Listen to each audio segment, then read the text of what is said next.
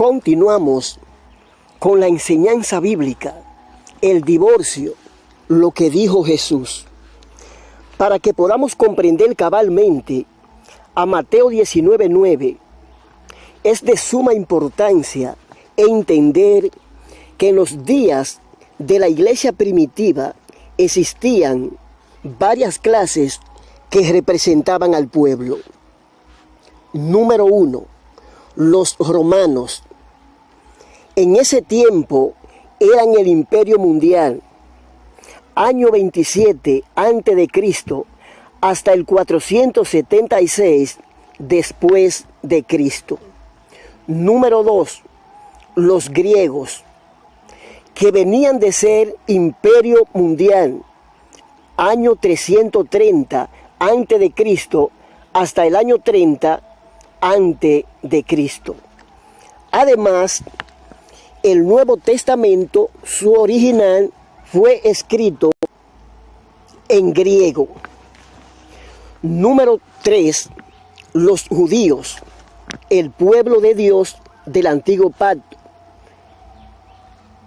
Y por último, el cuerpo de Cristo en la tierra, es decir, la iglesia, que acababa de constituirse como el nuevo pueblo de Dios o pueblo del nuevo pacto.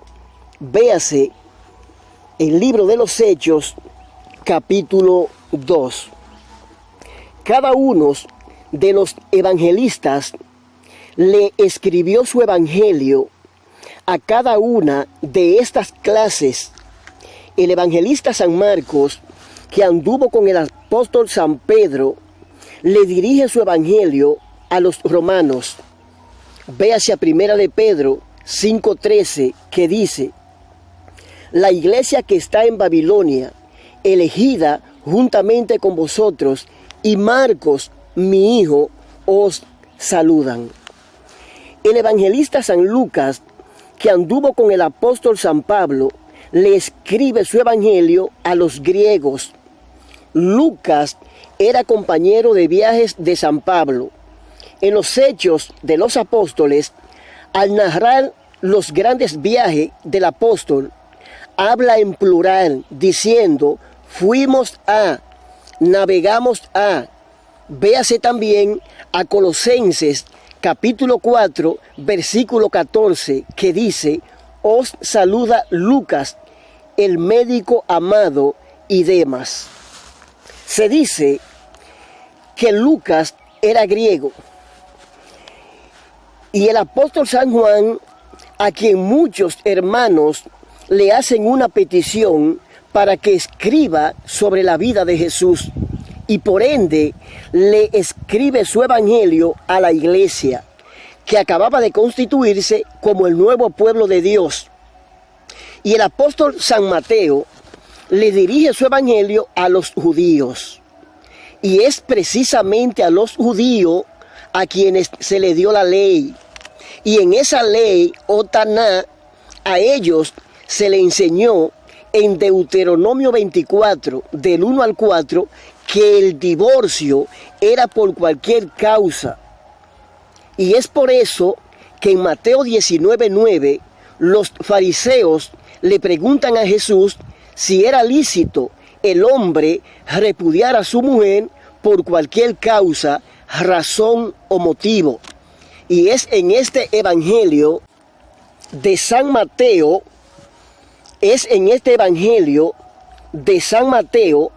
que Jesús categóricamente les habla dos veces del mismo asunto, es decir, del divorcio. Y en este evangelio, según San Mateo, Jesús consolidó, confirmó o ratificó que la fornicación es la única razón para que se llevara a cabo un divorcio y un nuevo matrimonio para la parte inocente. Véase a Mateo capítulo 5, versículo 32 y 19:9. El número 2 significa confirmación sólida de un asunto. Eclesiastés capítulo 4, verso 9 hasta el 12. Y Mateo, capítulo 18, versículo 16, 19 y 20.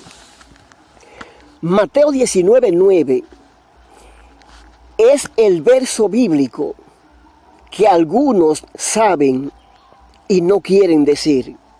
Otros le corren. Y para la gran mayoría es un misterio. Ya no encuentran de qué manera interpretarlo. He aquí descifrado a la luz de la Biblia. En Mateo 5:31 dice: también fue dicho, lo dijo Moisés, cualquiera que repudie a su mujer, dele carta de divorcio.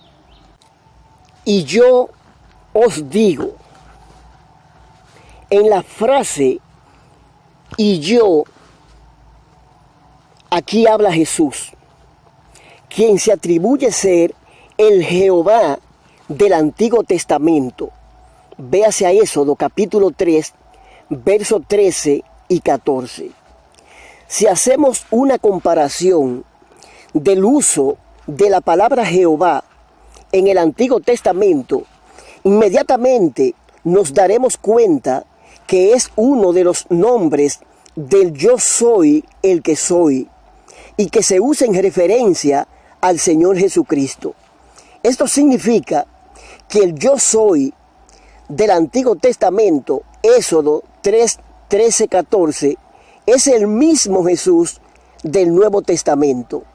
Jesús les dijo: de cierto os digo, antes que Abraham fuese, yo soy. San Juan 8, 58. Véase también a Isaías 44, 6 con Apocalipsis 1, 8 y San Juan Evangelio capítulo 8, verso 12, 24 y 58. Y yo os digo, no lo dice Moisés, a quien Dios le dio la ley para el pueblo de Israel. Y en esa ley a ellos se le enseñó que el divorcio era por cualquier causa. Deuteronomio 24, del 1 al 4. La frase "y yo os digo" no niega la ley de Moisés, sino más bien la lleva a su conclusión, que solo Jesús lo puede decir, ya que Él es el mismo Dios Todopoderoso. Véase Apocalipsis capítulo 1, verso 8, a Romanos 9, 5, San Juan 20, 28, 1 Timoteo 3, 16, Mateo 1, 23, San Juan capítulo 1, del 1 al 3 y 10, 30. También 1 de Juan 5, 20. El Antiguo Testamento, la ley, debe ser considerado, visto, de acuerdo a la luz de los que Jesús dijo en el Nuevo Testamento. En Mateo 5, 31, 32 dice, verso 31, también fue dicho, lo dijo Moisés en la ley, Deuteronomio 24, del 1 al 4, cualquiera que repudie, se divorcie de su mujer, dele carta de divorcio. Verso 32, pero yo os digo, lo dice Jesús, ahora en la gracia.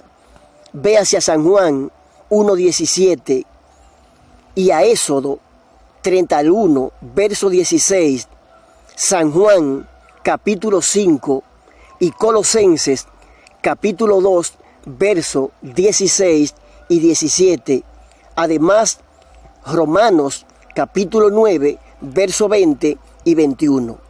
Además de eso, Génesis 2, 18, 24 y Mateo 19, verso 4, verso 6 y verso 8 tratan del matrimonio en el principio. Y lo que se dijo en el principio ya no está vigente, porque en este verso de Mateo 19:9, Jesús tampoco ratificó ni validó lo que se dijo en el principio sobre el matrimonio. En el principio, Dios dijo que no había divorcio. Génesis capítulo 2, versículo 18 hasta el 24, y Mateo capítulo 19, versículo 4, 6 y 8. En la ley, Dios dijo a través de Moisés que el divorcio era por cualquier causa. Deuteronomio 24, del 1 al 4. Pero en la gracia, ahora, dijo Jesús, quien es el mismo Dios, que el divorcio es solamente por causa de fornicación. Mateo 5:32 y 19:9. Que cualquiera, nadie está exento, incluye tanto al hombre como a la mujer, que repudia, se divorcia a su mujer, sea el hombre que tome la iniciativa de divorciarse o la mujer, es igual. Salvo, significado de salvo.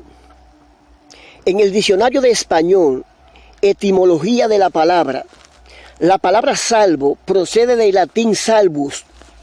Se denomina etimología al estudio del origen de las palabras y sus cambios estructurales y de significado. Salvo es una palabra llana de 2 sílabas. Las palabras llanas van acentuadas en la penúltima sílaba. Categoría gramatical de salvo: sustantivo, adjetivo, verbo, adverbio, pronombre, preposición, conjunción, interjección, artículo. Salvo puede actuar como un adjetivo, un adverbio y una preposición.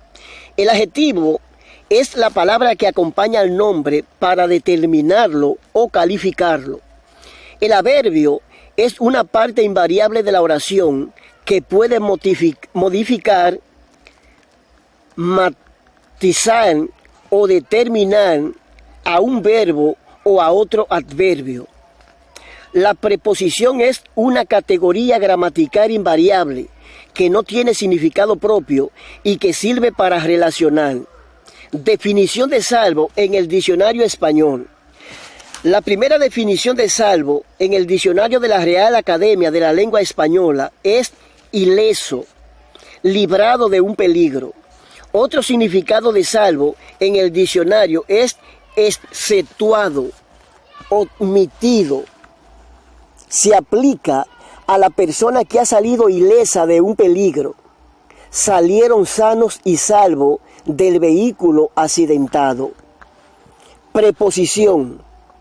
Indica que determinada persona o cosa no está incluida en lo que se dice y que constituye una excepción.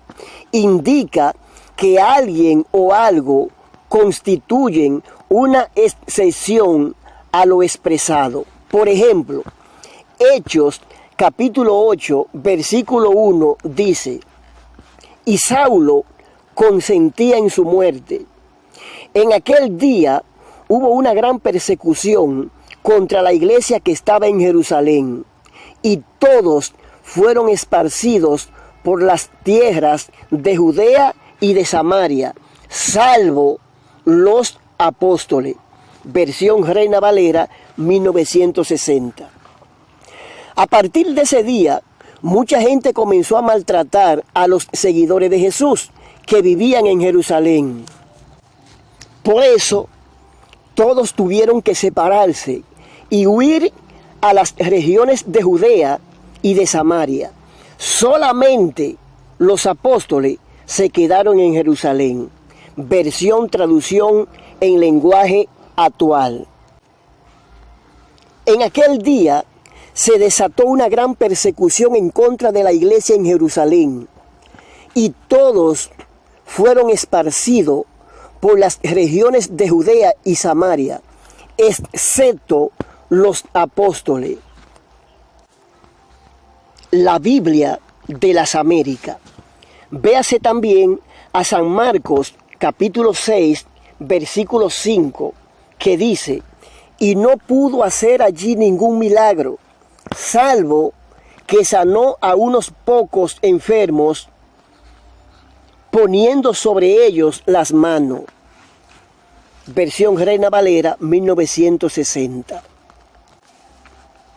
Daniel capítulo 2 versículo 11 dice: porque el asunto que el rey demanda es difícil, y no hay quien lo pueda declarar al rey, salvo los dioses cuya morada no es con la carne. Versión Reina Valera 1960. Ejemplo: salvo cuando tengo que rendir un examen, nunca me pongo nervioso. Se estudió todo el libro, salvo el último capítulo. Mañana iremos de excursión, salvo que llueva. Sinónimos: excepto, menos, único, solo, solamente, aparte, a no ser. Ahora véase la palabra excepto de Mateo 5:32. Adverbio: indica una situación, circunstancia, hecho, etcétera, que constituye una excepción a lo que se expresa. Excepto llamarla por teléfono, lo hemos intentado todo. Se lo dijeron a todo el mundo, excepto a tu hermana. Excepto amarilla, puedes pintar la habitación como quieras. Sinónimos: salvo. Por causa, motivo o razón. De fornicación. Fornicación, del griego porneia, engloba todo tipo de pecado sexual ilícito.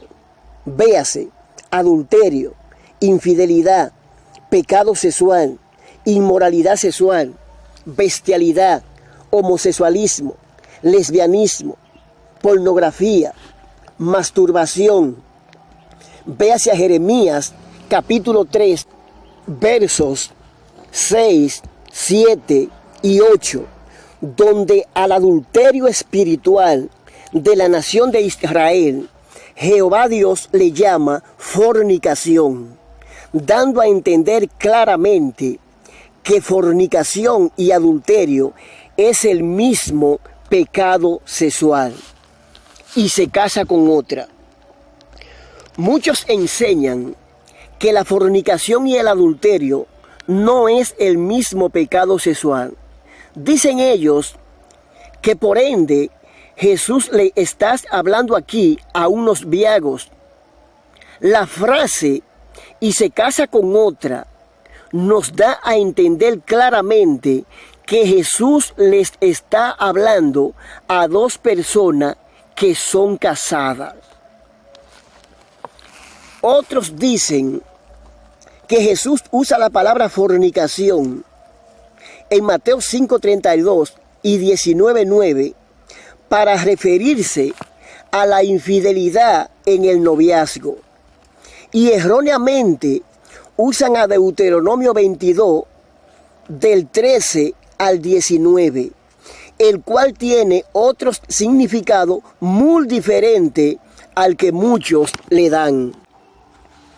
En esos versos, la Biblia está diciendo claramente que si resultaba que la novia no era virgen, el hecho de ella estar comprometida para ser la mujer de un hombre, y si había pagado una dote, se esperaba entonces que el novio iba a recibir a una virgen. Si la situación de que no era virgen se descubría después del matrimonio, se implicaba entonces traición, en lo que el padre posiblemente estaba implicado o significaría que no tenía conocimiento de su pecado, trayendo esto vergüenza a la familia y a la comunidad. Sin mencionar de que era una muestra de rebelión contra la ley de Dios, en este caso, para asegurar la integridad de la familia y para quitar la maldad del adulterio, fornicación de la comunidad, se abogaba por la lapidación. Véase también los versos 20 y 21 de Deuteronomio capítulo 22, que dice: mas si resultare ser verdad que no se halló virginidad en la joven, entonces la sacarán a la puerta de la casa de su padre y la apedrearán los hombres de la ciudad, y morirá, por cuanto hizo vileza en Israel, fornicando en casa de su padre. Así quitarás el mal de en medio de ti. Finalmente, ella no era lapidada por no ser virgen, sino por traer engaño al pretender pasar como virgen. Además, la frase "y se casa con otra" nos da a entender que quien se divorcie y se vuelva a casar por cualquier motivo, causa o razón que no sea la fornicación, adultera. Eso significa explícitamente que si es por fornicación, el divorcio y nuevo matrimonio es permitido para la parte inocente, sin incurrir en el estigma de uno que comete adulterio. Bajo la ley, la fornicación o adulterio traía juicio de muerte a la parte culpable y libertad para la parte inocente. Levítico 20:10 dice: si un hombre cometiere adulterio con la mujer de su prójimo, el adúltero y la adúltera indefectiblemente serán muertos. Y la parte inocente se podía volver a casar. Además, es difícil excluir de Mateo 19:9 la autorización para volverse a casar, ya que entre los judíos no existía la separación sin permiso para volverse a casar. Si un hombre y una mujer se divorcian, que según 1 Corintios 7, 10 y 11 podemos ver que se puede, si es como dicen muchos, que no existe causa, razón o motivo para divorciarse y volverse a casar, ¿por qué Jesús habla de la salvedad de fornicación en Mateo 5:32 y 19:9? Si no existe posibilidad para un nuevo casamiento, entonces Jesús no hubiese utilizado la palabra fornicación. Además, Dios no da salida a media. En cambio, Dios no libra al cónyuge infiel de sus votos. Véase a Proverbios 2:16 hasta el 18. Dios no premia al fornicaria. Malaquías 2:14 hasta el 16 y Mateo 19:9. Adultera. Cualquiera que lo haga, sea el hombre o la mujer, y el que se casa con la repudiada. Aquí Jesús está recriminando solamente a la parte culpable de cometer la infidelidad, porque dice que quien se casa con la repudiada adultera. Tanto el que cometió la fornicación como el que se case con esa persona están en adulterio. Eso significa claramente que quien se case con la parte inocente, a quien Jesús no recrimina ni reprende, no adultera. Está más claro que el agua, que ni la parte inocente, ni quien se case con ella están en adulterio. Adultera, del griego moicheia, porque esta mujer ha sido repudiada por causa de fornicación y no tiene derecho a un segundo matrimonio, porque entonces Mateo 19:9 no tendría sentido. El infiel descrito por Cristo en este verso, a pesar de casarse, siempre vive en adulterio. La palabra griega molcheia, que es traducida adúltera, en Mateo 19:9 es un verbo presente e indica una acción continua. Si la persona culpable de inmoralidad sexual puede casarse sin cometer adulterio, entonces, ¿cuál es el propósito de la salvedad de Jesús? No tendría ninguno, ¿verdad? Cuando una persona se divorcia y es culpado de infidelidad y se casa de nuevo, está en adulterio. Es como decir, el que vive con una mujer sin casarse, fornica. Verbo presente y acción continua. Bajo circunstancias normales, mientras ellos vivan juntos, la acción de fornicación continúa. Si en realidad el culpable puede casarse con otra persona, entonces cualquier hermano puede cometer adulterio y divorciarse y seguir viviendo con su nuevo cónyuge. Uno podría seguir este proceso con 100 mujeres diferentes, según esta doctrina, de que la parte culpable se puede volver a casar. Entonces, un cristiano puede divorciarse y casarse cuantas veces quiera. Eso es falso de toda falsedad. Y es que la persona culpable de pecado sexual ya perdió todos sus derechos. Si la parte inocente quiere recibirle de nuevo, es una opción, pero no una obligación. Alguien diría, es duro, pero no tanto como lo fue bajo la ley, donde se apedreaban a las personas culpables de adulterio. Levítico 20:10 y San Juan capítulo 8.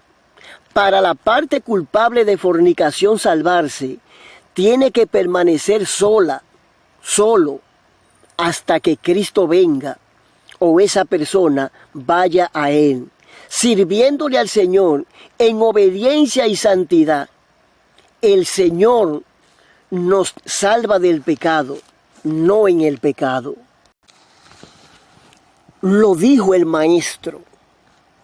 Todos aquellos apóstoles, profetas, evangelistas, pastores, maestros, ministros, líderes, evangélicos, reverendos o reventados, que enseñan que solo la muerte disuelve el matrimonio, están llamando a Jesús mentiroso. Jesús mismo dio las leyes para el matrimonio y Él mismo, no ningún hombrecito de esta tierra contaminada con el pecado, es quien da la causa para el divorcio. No es los que otros te digan, no es lo que quieras creer, no es lo que te inculcaron creer, no es lo que te convenga creer, no es lo que decidas creer, es lo que dijo Jesús. En el Nuevo Testamento, bajo la gracia, Jesús no dijo, tiene que ser como en el principio. Génesis 2:18, 24, Mateo 19, 4, 6 y 8. Jesús no dijo, es por cualquier motivo. Deuteronomio 24, del 1 al 4. Jesús no dijo, es salvo por causa de muerte. Él dijo claramente, categóricamente, explícitamente, salvo por causa de fornicación. Mateo 19:9. La respuesta de Jesús fue concluyente, terminante, rotunda, inapelable, inequívoca, absoluta, decisiva e indiscutible. Léalo. Y yo os digo que cualquiera que repudia a su mujer, salvo por causa de fornicación, y se casa con otra, adultera. Y el que se casa con la repudiada, adultera. Léalo otra vez. Y yo os digo que cualquiera que repudia a su mujer, salvo por causa de fornicación, y se casa con otra, adultera. Y el que se casa con la repudiada, adultera. Léalo de nuevo. Y yo os digo que cualquiera que repudia a su mujer, salvo por causa de fornicación, y se casa con otra, adultera. Y el que se casa con la repudiada, adultera. Vuelva a leerlo. Y yo os digo que cualquiera que repudia a su mujer, salvo por causa de fornicación, y se casa con otra, adultera. Y el que se casa con la repudiada, adultera. Léalo por última vez. Y yo os digo que cualquiera que repudia a su mujer, salvo por causa de fornicación, y se casa con otra, adultera. Y el que se casa con la repudiada, adultera. Mateo capítulo 19, versículo 9. Más claro de ahí no se puede. Esa palabra no la dijo David Diamond, no la dijo Armando Alducin, no la dijo el pastor John MacArthur, no la dijo el doctor Miguel Núñez, no la dijo el pastor Jimmy Swaggart, no la dijo el pastor José Tomás Molina, no la dijo el pastor Giovanni Galán Castaño, mucho menos el pastor Jacinto Hernández. La dijo aquel que se coloca por sobre todos los grandes profetas, se declara mayor que Jonás, mayor que Salomón, más grande que David y más grande que Moisés.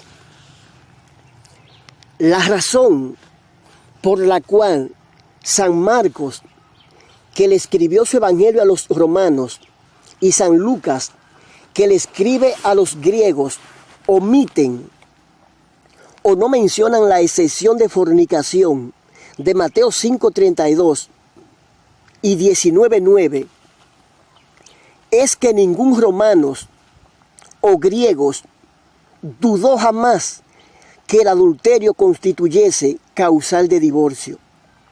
Y tanto San Marcos como también San Lucas lo dieron por sentado.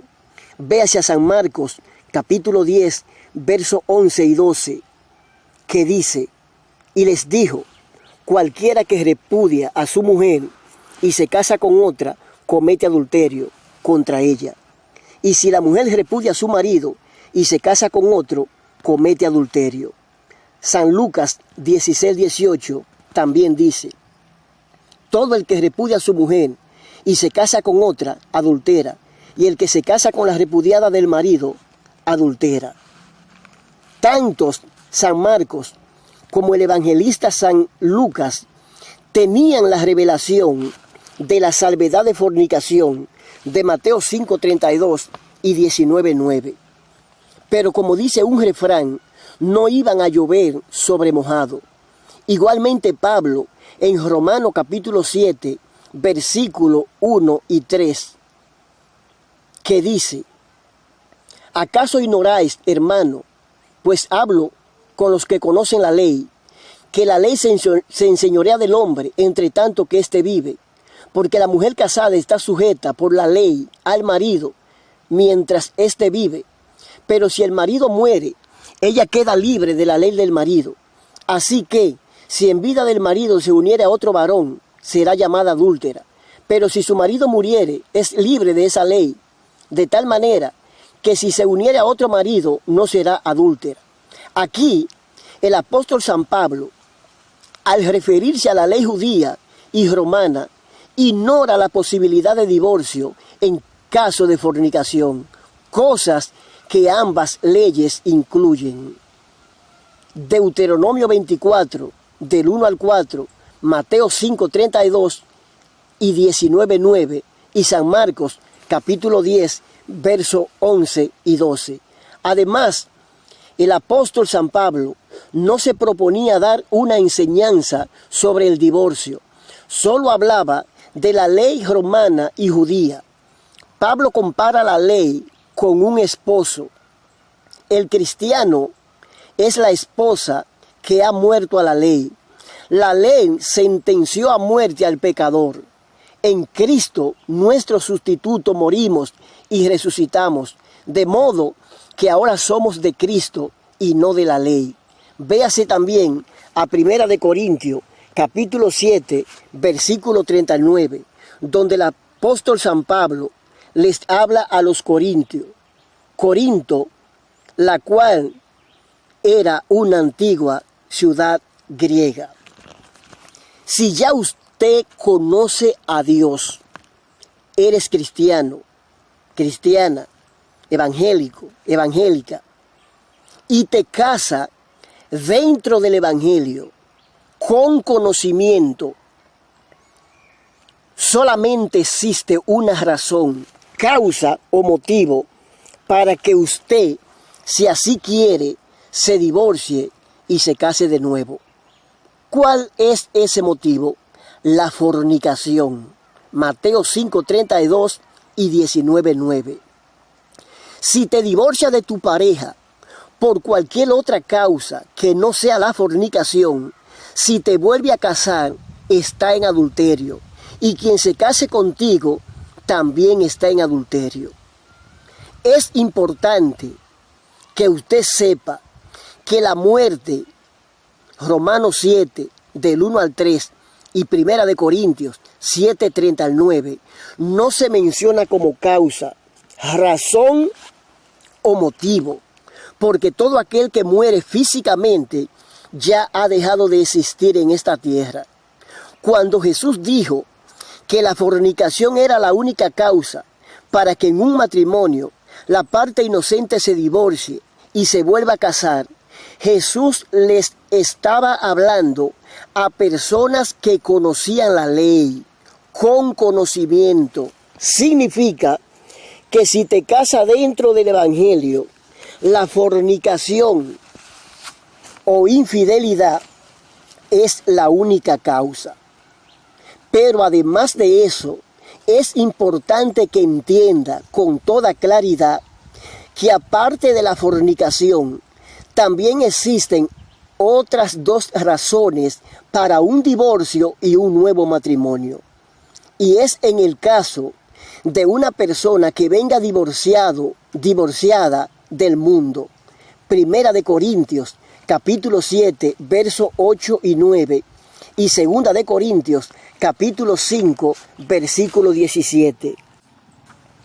Y en un matrimonio mixtos o abandono. 1 Corintios, capítulo 7, versículo 12 hasta el 16.